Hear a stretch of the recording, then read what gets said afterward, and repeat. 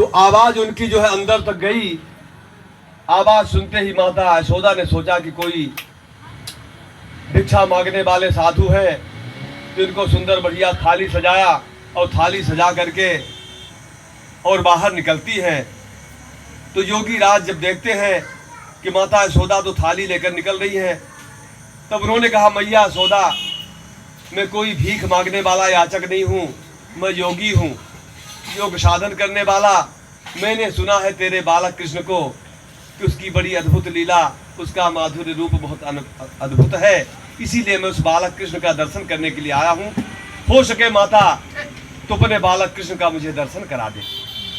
माता क्या सोचने लगी कि पता नहीं कहाँ के जोगी हैं, कैसे हैं, यदि मेरे बालक को कुछ कर दिए, कहीं टोना डीठ कर दिए तो मैं क्या करूंगी।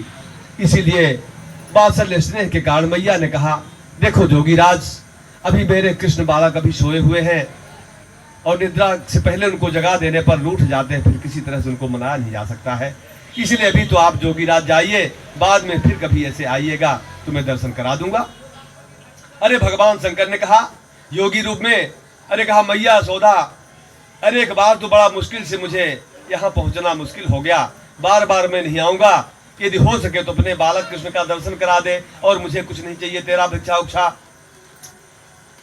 तो माता यशोदा कहती है, देखिए योगी राज, मैं अभी ऐसा काम नहीं कर सकती हूँ, बालक कृष्ण को सोए हुए हैं, अभी मैं उसको नहीं जगा सकती हूँ। तब योगी राज को ऐसा लगा कि लगता है दर्शन नहीं होगा भगवान कृष्ण का। उनका मन थोड़ा सा उदास हो गया। मन उदास हो जाने के कारण भगवान शंकर अपनी त्रिशूल उखाड़ते हैं, वहां से चल देते हैं अरमने होकर के। इधर सोए हुए भगवान कृष्ण को मालूम हो गया कि देवों के देव महादेव जी आज मेरे बालक रूप का दर्शन करने के लिए आए थे, लेकिन मेरी माता यशोदा ने बालक स्नेह के कारण टोना डीठ के डर से उनको दर्शन नहीं कराया और रूठ करके भगवान शंकर हमारे दरवाजे से महल से चले जा रहे हैं। तब भगवान कृष्ण ऐसे चिल्लाने लगे जैसे कोई बिच्छू वगैरह काट लिया हो। माता यशोदा का धीरज टूटने लगा, दौड़ कर जाती है, पलने से लल्ला को अपने उठाती है, बुलाती है, सरकाती है, सब कुछ कर डालती है, लेकिन भगवान किसी तरह से नहीं मानते। तब उनका मन और चौधिया जाता है। अब ही इस बालक को किसी जंतु ने काट दिया, तभी तो ऐसा रो रहा चिल्ला रहा है। और भी गोपियां आ करके बहलाने लगी, उठाने लगी, उनको सब कुछ करने लगी, लेकिन भगवान किसी तरह से न चुप हुए। तब नंद रानी यशोदा के मन में ऐसी बात आई कि वही जोगी राज आए थे और उनके जाने के बाद से ही तो ऐसा हुआ। हो सकता है वही जोगी ने मैं बालक कृष्ण का दर्शन नहीं कराया तो बिगड़ कर जोगी ने कुछ मंत्र तंत्र कर दिया हो, इस कारण से मेरे बालक को कुछ हो गया, इसलिए रो रहे हैं, इसलिए अच्छा नहीं होगा। अब इनको दूसरा कोई ठीक भी नहीं कर सकेगा और कहीं दूर ज्यादा निकल जाएंगे जोगीराज तो सब काम बिगड़ जाएगा, इसलिए जल्दी उनको बुलवाओ और तभी काम बनेगा, दूसरी कोई उपाय नहीं है। इसलिए कि उनके जाते ही इसीलिए रूठेंगे हमारे भगवान कृष्ण। अब इस तरह से क्या कहती है माता यशोदा, हरी ललिता विशाखा चंपक लता रंग देवियों, अपने गोपियों सखियों को बुलाती है। हरी ललिता विशाखा चंपक लता रंग देवियों, नेक देखियो तो सही मेरे लाला को कहाँ हो गयो है, ऐसो रोयो खींचो है हमें वीर, ओ जोगी आयो थो वाही ने कछुक टोनो कर गयो है। ऐसा मुझे लगता है जैसे जोगी आए थे कुछ कर दिए, इसलिए जाओ टेर लाओ, उस जोगी को जाओ टेर लाओ। तो दूसरी सखी कहती जाई हूँ और तुरंत जाती हूँ और वहां से चलती है, दौड़ते हुए गोपी जाती है भगवान शंकर के पास। कुछ दूर तक भगवान शंकर जी निकल चुके थे, जोगीराज दौड़ती हुई गोपी जाती है, कहती है चल रे योगी नंद भवन में ये सुमति माए बुलावे है। हे जोगीराज, हाथ जोड़कर कहती है जोगीराज आप चलिए, माता यशोदा बुला रही है आपको, इसलिए कि बालक कृष्ण बहुत रूठ गए हैं, इस समय उनको कोई नहीं मना सकता है आपके अलावा, इसलिए आप अवश्य चलिए। जब ऐसा सुनते हैं तो योगीराज का मन तो पहले ही था भगवान कृष्ण का दर्शन करने के लिए। पहले तो धीरे धीरे जा रहे थे, जब सुनते हैं कि माता यशोदा बुला रही है तो मटकत मटकत शंभु आमे मन में मोद बढ़ावे हैं। अब उस बार दिगंबर नाच करते हुए त्रिशूल घुमा घुमा करके और फिर महल की ओर जब लौटते हैं भगवान शंकर जी, और पीछे पीछे गोपी आती है और महल के सामने त्रिशूल गड़ा देते हैं और बड़े तेजी से कहते हैं अलग निरंजन। तब माता देखती है कि योगीराज आ गए, तो कृष्ण लाल को ले निकली यशोदा, कर मुख अंचल छाया।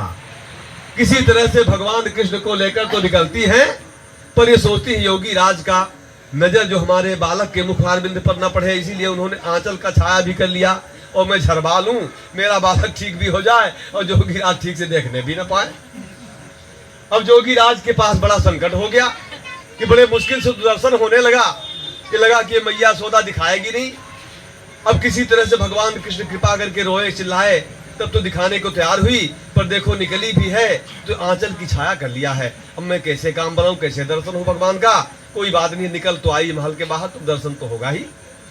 भगवान शंकर से कहने लगी माता यशोदा, योगी राज मेरे बालक कृष्ण सोए हुए थे, आपने इच्छा जाहिर किया दर्शन करने के लिए और मैं दर्शन नहीं कराई, आपके चले जाने के बाद ही से ऐसा हो गया।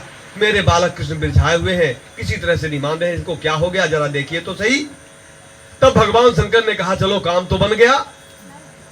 भगवान शंकर जी बड़े प्रेम से भगवान कृष्ण की पहले कलाई पकड़ते हैं, उनका कंगर हाथों का, उनके कर कमल नन्हे नन्हे हाथ का दर्शन किया और नारी पकड़ करके देखते हैं, कहते हैं यशोदा मैया अभी तुम्हारे बालक को कुछ न कुछ कोई न कोई टोना कर दिया है, अब से ही इसको परेशानी हो गई है।